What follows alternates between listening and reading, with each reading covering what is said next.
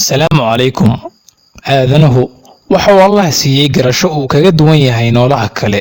Xilliyadiisii ugu horreeyay ee dhulka waxa yaraa aqoontiisa nolosha ilaa ay wax ka bartaan nafleyda kale qaarkood. Laakiin qarniyaalo badan oo bini'aadamku soo jiray waxa uu sameeyey horumar dhan kasta ah oo ay ka mid tahay inuu samaysto waxa uu ku noolaan lahaa. Wax walbana waxa uu ku samaystay gacmihiisa ilaa laga soo gaaro qarnigii 17aad xilligaas uu qarxay kacdoonkii warshadaha. Maanta waxaan jeclahay in aan soo koobo wixii ugu muhiimsanaa ee ka dhashay kacdoonkii warshadaha.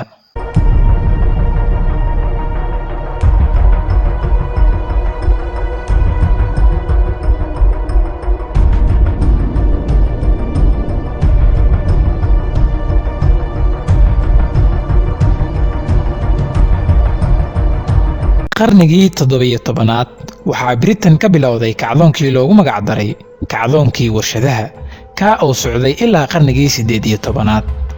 inta la xasuusto taariikhda bini'aadamka noloshiisu waxay ku tiirsanayd beerashada iyo dhaqashada xoolaha. dadkuna waxay gacanta u isticmaali jireen soo saarista cunnada, dharka iyo alaabaha la isticmaalo iyaga oo ku sameynaya guryahooda ama goobo yaryar isla markaana isticmaalaya qalab yar oo isagaba gacanta lagu sameeyay.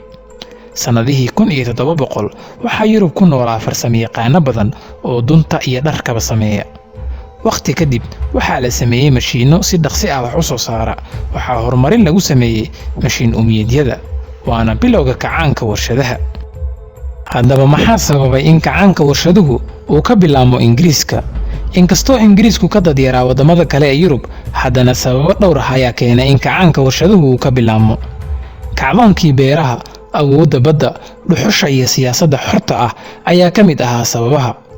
kacdoonkii beeraha ayaa keenay in tujaarta dhul fara badan helaan, beeraleydii yaryareedna ay magaalooyinka u soo guuraan. tani waxay keentay in beeraleydii ay helaan dakhli badan, waxayna isticmaaleen lacag badan oo ay ku gataan alaab. taasi waxay keentay in macaash badan iyo dhaqaale badan la helo. bilowgii 1800 Ingiriiska waxa uu ahaa dalka ugu awoodda badan adduunka xagga badda. awoodda badda ee Ingiriiska waxay xaqiijisay safaradii ganacsiga iyo gumaysiga. ganacsiga Ingiriiska waxa uu ka dhigay boqortooyada dhaqaalaha iyo warshadaha culus. xaaba la'aanta ka jirtay Ingiriiska ayaa keentay inuu raadiyo kulaliyaal kale. si fudud ayuu waxa uga helay dhuxul dhagax dhulka hoostiisa, weliba lakabka ugu soo horeeya ee dhulka. jawi siyaasadeed oo wanaagsan oo soo dhaweynaya fikradaha cusub ayaa ka jirtay waddanka Ingiriiska. xorriyadda hadalka ee Ingiriiska ka jirtay ilaa 1688 ayaa keentay in tallaabo aqooneed iyo mid fikirba hore loogu qaado. Ingiriisku waxa kale uu lahaa dowlad degan oo inta badan bulshada xukumaysay iyada oo baarlamaanka soo dhex maraysa. arrimahaas oo dhan ayaa waxay sal adag u noqdeen hal abuurka tiknoolajiyadda iyo warshadaynta. warshadaynta dharka ayaa ahaa bilowga kacdoonka warshadaha. magaalada Manchester waxay ahayd magaalo warshadeedka ugu weyn uguna horreysay ee Ingiriiska. dadka badankiisu waxa uu u baahnaa dhar raqiis ah.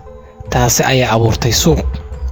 badeecadaha ceerinka ah ee u baahan warshadaynta Ingiriiska waxa ay ka soo qaadan jireen dalalka ay gumaystaan. qalabkii hore ee u isticmaalayeen in dharka lagu soo saaro ma uusan ahayn mid wax ku ool ah. sidaa darteed waxaa qasab noqotay inay soo saaraan mashiino cusub oo dharka ah oo kordhiya wax soo saarka, maadaama suuqa Ingiriisku ee caalamka uu aad u kordhay. wax soo saarkii birta iyo dhuxusha iyo saamayntii uu ku lahaa kacdoonkii warshadaha. nin goob shaqo lahaa oo magaciisa la oran jiray Abraham Darby ayaa wuxuu tijaabiyey dhuxul dhagax. wuxuu ogaaday haddii dhuxul dhagax uu u gediyo ama ka dhigo coke oo ah nooc kale oo dhuxul ah inay dhalaalin karto birta. helitaankan kadib waxaa si weyn u kordhay wax soo saarkii biraha. dhuxul dhagaxa iyadu waxaa laga qodayay dhulka hoostiisa oo mar waliba sii dheeraanaysay. biyaha kor uga soo baxayay godadka la qoday waxaa lagu nuugayay tuubooyin ku shaqaynayay mashiin umiyadeed. shaqada godad qodistu waxay ahayd shaqo aad u culus oo khatar badan, laakiin waqti kadib waxaa yimid mashiino ka cusub kuwii hore oo fududeeyay shaqadan. mashiin umiyeedku wuxuu u ahaa hal abuurkii hore u riixayay kacaankii warshadaha. Thomas Newcomen ayaa dhisay mashiin umiyeedkii ugu horeeyay sanadkii 1712 waxaanu biyaha ka soo tuurayay godadka dhuxusha. hase yeeshee horumarka weyni waxa uu yimid sanadii 1776 marka uu James Watt uu ka dhisay mashiin uumiyad cusub god dhuxuleed dhexdiisa uu ku yaala magaalada Birmingham. mashiinkaasi waxa uu ka xoog badnaa kana wanaagsanaa kuwii hore. waxaa loo isticmaalayay kuwa dharsamaynta iyo bir soo saarkaba. waxaa kale oo loo isticmaali karayay maraakiibta iyo tareenada. sanadii 1851 waxaa bandhig uu adduunka oo dhan ka soo qayb galay lagu qabtay magaalada London, halkaasoo bulshada adduunka ku soo bandhigeen alaabtooda. sidoo kale gaadiidka iyo isgaarsiinta waa dhinacyadii ugu muhiimsanaa ee kacdoonkii warshadaha. sanadii 1814 nin magaciisa la yiraahdo George Stephenson ayaa waxa uu sameeyay tareen uumiyeedkii ugu horeeyay. 5 sano ka bacdi waxa uu dhisay jidkii tareen ee ugu horeeyay. waxa uu isku xiray magaalooyinka Stockton iyo Darlington ee dalka Ireland. meelo badan ayaa waxaa laga dhisay jidad tareen.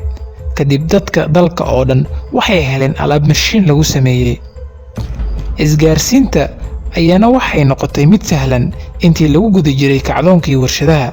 xilligaas oo ay dhaceen ikhtiraacyo badan oo dhanka isgaarsiinta ah. waxaana 1840 wadooyinka waaweyn lagu xiray telegraafkii ugu horeeyay si bulshada iskula xiriiraan. 1866 waxaa lagu guuleystay in badweynta Atlantic laga gudbiyo keebalkii ugu horeeyay ee telegraaf ah oo loo gudbiyo banaanka waddanka Britain. intaa ayaan ku ekeenayaa maanta. haddii aad nagu cusub tahay fadlan nagu soo biir adigoo riixaya batamka guduudan ee subscribe. haddii aad ka mid tahay asxaabta kanaalka fadlan la wadaag asxaabtaada.